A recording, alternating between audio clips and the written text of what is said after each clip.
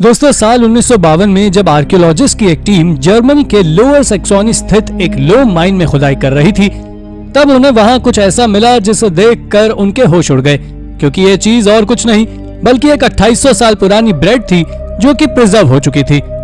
हालांकि ये प्राचीन खोज इकलौती शानदार खोज नहीं है, क्योंकि इसके अलावा भी दुनिया भर में बहुत सी ऐसी शानदार प्राचीन खोजें हुई हैं जिन्हें देखकर आप हैरान रह जाएंगे। तो चलिए शुरू करते हैं आज की इस मजेदार वीडियो को। Number 10, stele of the vultures. दुनिया में मौजूद सबसे पुराने वॉर मॉन्यूमेंट्स में स्टेल ऑफ द वल्चर्स का नाम सबसे पहले नंबर पर आता है। मैं आपको बता दूं कि ये वॉर मॉन्यूमेंट्स 19वीं सेंचुरी में इराक की एक आर्कियोलॉजिकल साइट के एक्सकेवेशन के दौरान मिले थे, और आपको जानकर आश्चर्य होगा कि लाइमस्टोन के बने ये मॉन्यूमेंट्स आज से करीब 4600 साल पुराने हैं। दोस्तों, इन मॉन्यूमेंट्स को लेकर क्लेम किया जाता है कि इन मॉन्यूमेंट्स को एंशिएंट सिटी लागश और उनके पड़ोसी राज्य ओमा के बीच एक जमीन के टुकड़े को लेकर हुई जंग में लागश की जीत के बाद बनाया गया था। वैसे इन मॉन्यूमेंट्स में वल्चर्स के साथ साथ कई रिलीजियस आर्ट्स भी उकेरे गए हैं जो एंशिएंट कल्चर की याद हमें दिलवाते हैं। खैर, जो भी हो, पर फिलहाल इराक में मिले ये नायाब एंशिएंट फाइंड्स आज के समय में फ्रेंच म्यूजियम लवर की शोभा बढ़ा रहे हैं। नंबर 9, पुएंटे डी इनका। दोस्तों, अर्जेंटीना के मेंडोजा प्रोविंस स्थित पुएंटे डी इनका के बारे में कहा जाता है कि इसे ब्रिज नुमा एंशिएंट फाइंड को एंशिएंट अमेरिकन के इनका कल्चर के लोगों ने बनाया था। ऐसा इसलिए है क्योंकि पुएंटे डी इनका को इंग्लिश में ट्रांसलेट करने पर इसका अर्थ ब्रिज ऑफ इनका के नाम से निकलता है। आपकी जानकारी के लिए मैं बता दूं कि ब्रिज नुमा दिखाई देने वाले इस आर्कियोलॉजिकल फाइंड को लेकर जियोलॉजिस्ट ने एक चौंकाने वाली रिसर्च जारी की है, जिसमें उन्होंने कहा है कि पुएंटे डी इनका कोई ह्यूमन मेड ब्रिज नहीं बल्कि किसी जमाने में ग्लेशियर्स के पिघलने से बना मिनरल रिच आर्क है। ये ब्रिज नुमा आकृति दुनिया में एग्जिस्टेंस में तब आई जब ग्लेशियर्स ने पिघलकर लास क्वेवस रिवर का रूप ले लिया था और इस आर्क के नीचे से बहने लगी थी। इस जगह के बारे में एक और इंटरेस्टिंग फैक्ट ये है कि इस जगह पर हॉट स्प्रिंग्स के कई सारे झरने हैं, जिस वजह से 20वीं सेंचुरी में इस जगह पर कई सारे हेल्थ स्पा खुले हुए थे जो अब धीरे धीरे कम होते जा रहे हैं। Number 8, 3000 year old ancient कैनोए।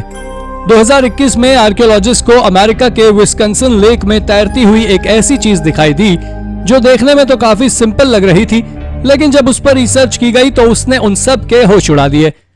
दरअसल आर्कियोलॉजिस्ट को लेक में से एक एंशिएंट कैनो यानी कि नाव चलाने वाली चप्पू मिली थी जो कि करीब 3000 साल पुरानी थी, और इस चप्पू के मिलने के मात्र 1 साल बाद ही इसी लेक से उन्हें एक और ऐसा ही चप्पू मिला जिसकी कार्बन एनालिसिस करने पर मालूम चला कि ये तो पहले वाले से भी पुरानी है।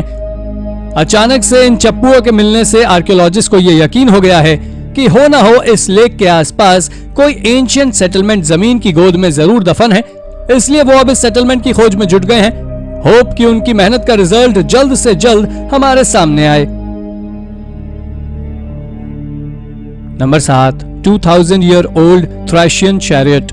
दोस्तों, साल 2007 में बल्गेरिया स्थित एक आर्कियोलॉजिकल साइट से एक्सकेवेशन के दौरान आर्कियोलॉजिस्ट को काफी खूबसूरत 2000 साल पुराना थ्रेशियन चैरियट मिला। शायद ही आपको इसके बारे में जानकारी हो कि 2000 साल पुराने इस चैरियट के साथ उन्हें 2 घोड़ों के रिमेन्स भी बरामद हुए थे, और सबसे शॉकिंग बात तो यह है कि आर्कियोलॉजिस्ट मानते हैं कि जब इस चैरियट को दफनाया गया था तब उस वक्त ये दोनों घोड़े जिंदा रहे होंगे। इसी आर्कियोलॉजिस्ट साइट से 2 साल बाद आर्कियोलॉजिस्ट को थ्रेशियन एरिस्टोक्रेट का टूम्ब भी मिला, जिसके बाद एक्सपर्ट्स ने यह थ्योरी डेवलप की कि पॉसिबली इस चैरियट को इसी एरिस्टोक्रेट के सम्मान में उसकी आफ्टर लाइफ को इजी बनाने के लिए इधर दफनाया गया था। वैसे आपकी जानकारी के लिए मैं बता दूं कि यह चैरियट देखने में काफी ज्यादा सुंदर और अमेजिंग है, जो आर्ट प्रेमियों को अपनी ओर काफी आकर्षित करता है। Number 6, the Kizil cave. North west China के टारिम बेसिन स्थित किजिल केव्स के बारे में कहा जाता है कि ये केव्स दुनिया की सबसे बड़ी बुद्धिस्ट केव्स में से एक है।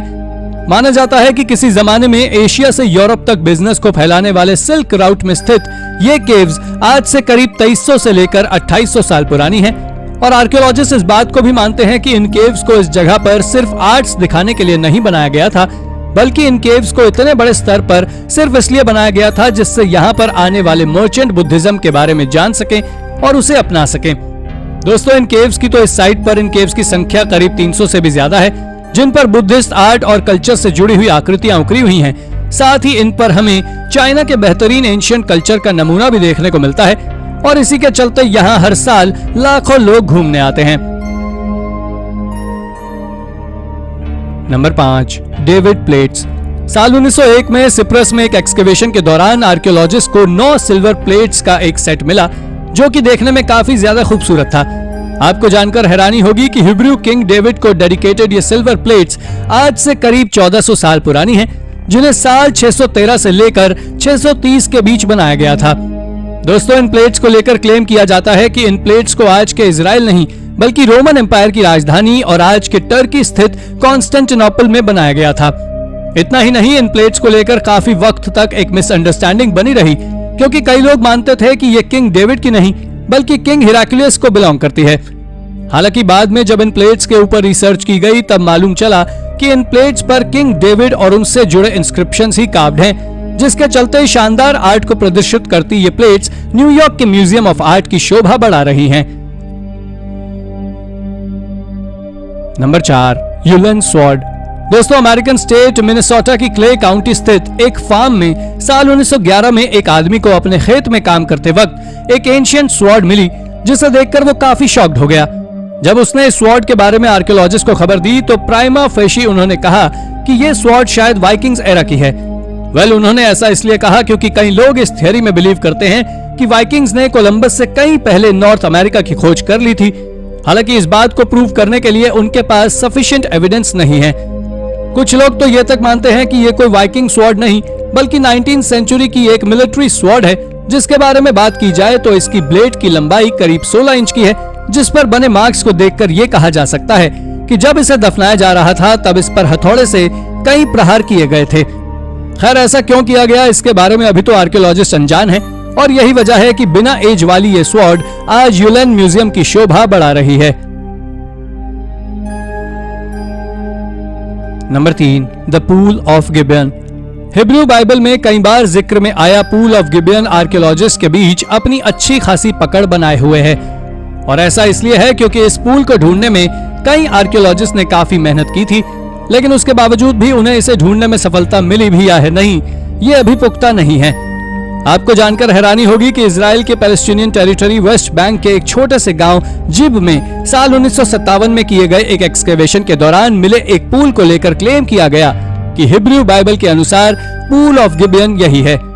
दोस्तों, यूनिवर्सिटी ऑफ पेनिसिल्वेनिया के आर्कियोलॉजिस्ट जेम्स बी प्रिचर्ड ने इस एक्सकेवेशन को लीड किया था, जिसमें उन्होंने इस पूल को ढूंढ निकाला था और करीब 88 फीट गहरे इस पूल की खास बात यह है कि इसमें नीचे जाने के लिए सीढ़ियां लगी हुई हैं, जिससे आसानी से पानी निकालने के लिए जाया जा सकता है। हालांकि ये अभी भी कंफर्म नहीं है कि वास्तव में ये वही पूल ऑफ गिबियन है या नहीं, इसके बारे में अभी तक कुछ नहीं कहा जा सकता। Number 2, a humble bread roll. आपने ब्रेड के पैकेट के ऊपर हमेशा ही उसकी एक्सपायरी डेट को लिखे हुए जरूर देखा होगा, लेकिन क्या आपको मालूम है कि साल 1952 में आर्कियोलॉजिस्ट को जर्मनी के लोअर सैक्सोनी स्थित एक लोम माइन में एक ओवलगॉन ब्रेड के नाम से एक ऐसा ब्रेड मिला जो कि आज से करीब 2800 साल पुराना था।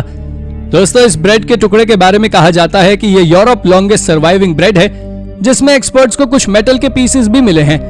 ब्रेड और मेटल के ऐसे कॉम्बिनेशन को देखते हुए एक्सपर्ट्स मानते हैं कि शायद इस ब्रेड को किसी स्पेसिफिक रिलीजियस पर्पस के लिए बनाया गया होगा, जो बाद में गुजरते वक्त के साथ जमीन में दफन हो गया और मेटल होने की वजह से ये प्रिजर्व हो गया।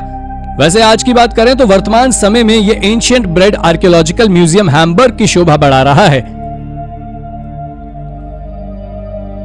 Number 1, cache of 3000 year old weapons.